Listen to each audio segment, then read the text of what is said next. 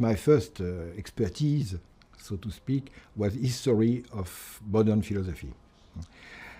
And I came to phenomenology because of that. Because if you study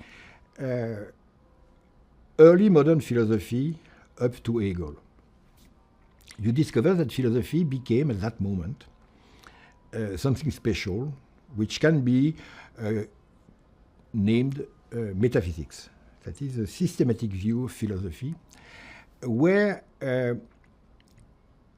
everything is known, I would say, to oversimplify, top down. That is, you have principles. From those principles, you can deduce some derivative truths and try to apply them on different fields. So mostly you deduce and you classify, starting with the same set of concepts and using those concepts by combinations, adaptations, complications to be close as possible to the concrete things. So it is an a priori philosophy. That's why it ends up, with Hegel and others, into building systems. This great endeavor did not fail. It partly won. And a part of the experience can be explained that way. That is everything which can become an object.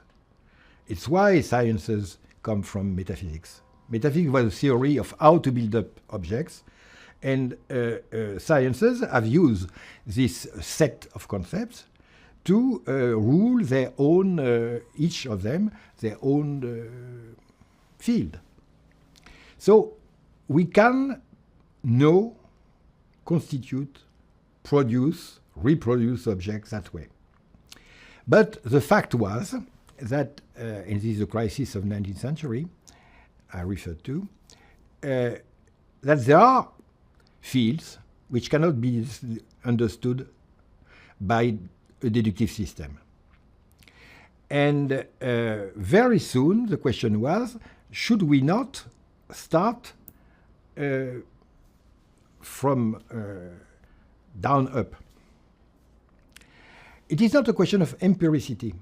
Empiricism can be metaphysical and systematic as well, because empiricism is not that empiricist. Because in empiricism, you always presuppose that your own mind will stay before and to some extent outside of the experience. We get everything through experience, through senses, etc. But the mind of the scientist, which is supposed to stay in a position of organizing, ruling, judging, the scientist, as you say. So empirical sciences are only half empirical. The real question is whether even the self, the knowing self, can be experienced.